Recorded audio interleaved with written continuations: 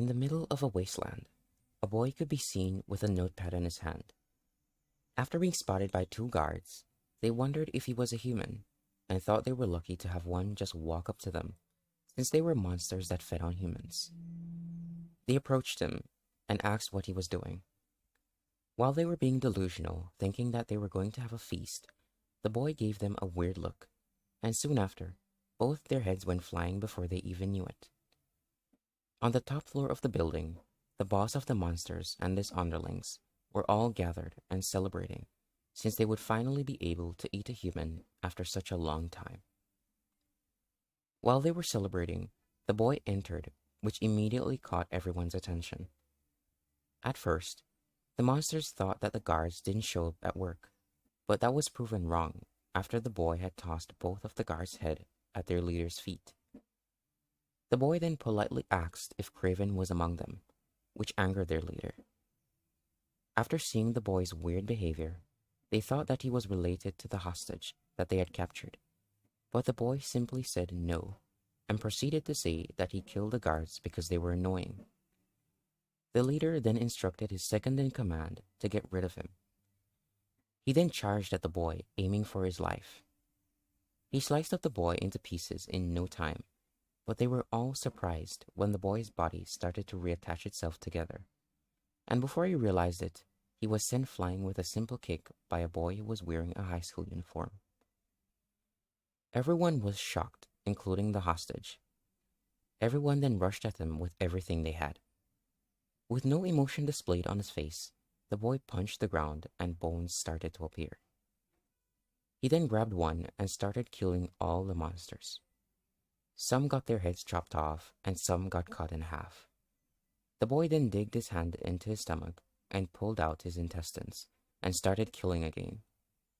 After that, he started taking bones from his body and killing monsters with it. As he kept taking organs from his body and killing monsters, the wounds immediately healed themselves, like nothing. Maybe he was immortal. Who knows? He then made something appear in his hands, which looked like a brain, and then used his bones as a bat and scored kills after kills using that method. You might think it was a baseball match if it wasn't for so many monsters losing their heads. After everything was over, he had managed to kill every single monster that was alive, except for the leader, who looked at the scene in shock, but didn't even realize that the boy was right in front of him. And once again, the boy asked him if he is the one called Craven.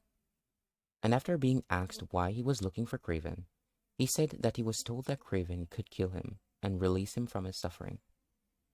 Thinking that the boy was mocking him, he tried to kill him, but was blown up like a balloon by the boy. The hostage then thought that the boy was going to kill him, but the boy just asked him if he knew where Craven was, since he didn't know that the boss was Craven. The boy then left after realizing that he had failed to die again. Many years ago, the zombie virus broke out and destroyed the earth, leaving only humans, monsters, and what was left of civilization. The virus caused many people to change as it progressed, but unexpectedly gave a boy who was just about to enter high school the power of immortality. The boy then arrived at his mother's grave and apologized for not dying. Back at the now abandoned building, the hostage's comrades came to rescue him, but was surprised to see the floor littered with corpses, to which the man then explained to them his bizarre story of what had taken place.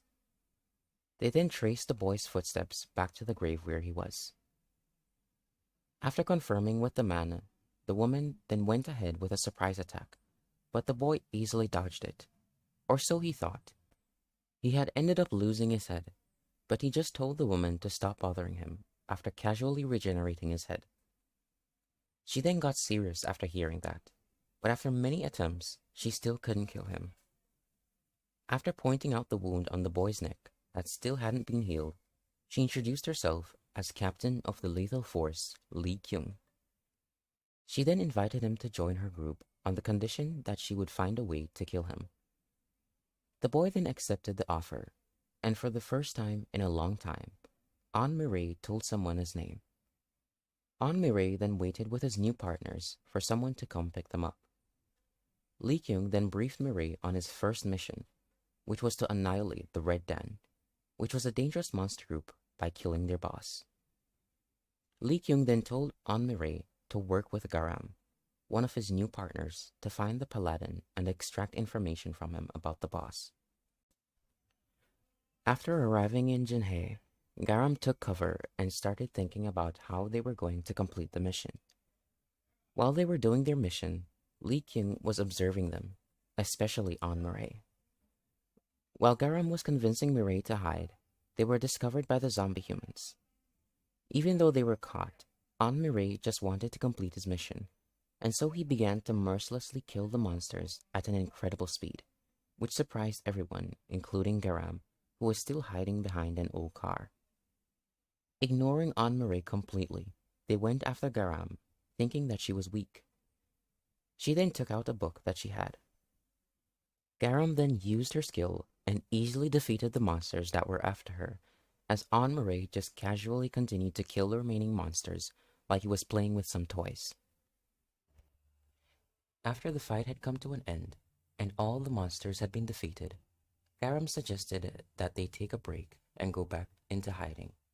But An Mireille, who has always rushed towards danger in hopes of dying, lacked any kind of survival instinct, and wanted to continue the mission regardless if Garam died. Garam, who was more human than An Mireille, firmly opposed his beliefs. But while they were arguing, the paladin that they were all searching for decided to show up and also brought along even more monsters. And even worse, Garam was exhausted. Among the monsters that had come along with the paladin was Craven's second-in-command, whom Mireille had kicked before. He then told the paladin that Mireille was the one who had killed Craven. After hearing that, the paladin looked forward to fighting An Mireille. Garam insisted that Mireille should run, saying that he could die, but Mireille went ahead in hopes that he would die. The paladin then rushed towards Mireille, but Mireille suddenly appeared in front of him very quickly, although he was ignored by Mireille as he went ahead and killed the monsters that were behind him. After seeing his family being killed in front of him, the paladin then rushed towards Mireille, sliced him into pieces, but just like what had happened with Craven, his body reattached itself and he gave off such an overwhelming presence that the paladin backed off in fear for his life. He just stood there, wondering why he felt fear towards An Mireille, as he slowly walked towards him.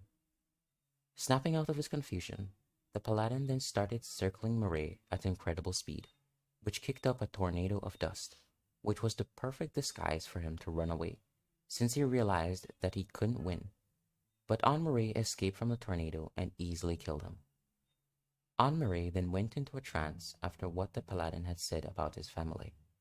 He then started to remember the events that had taken place before the virus outbreak.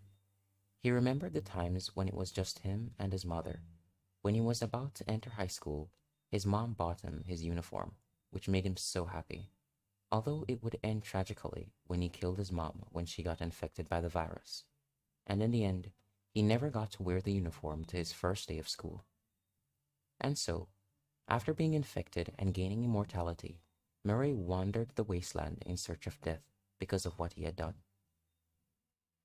The oh-so-strong paladin was helplessly being hanged above Mireille as he was bleeding profusely with his eyes full of tears, to which his remains were then splattered all over the ground after being ripped apart by Mireille.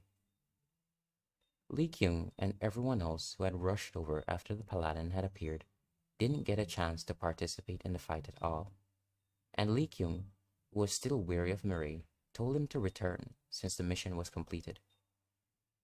Lee Kyung had thought that she had recruited a monster after what had happened, since Mireille didn't show any humanity in the fight that took place. But I think that there is no need to show humanity when your enemies are human-eating zombies.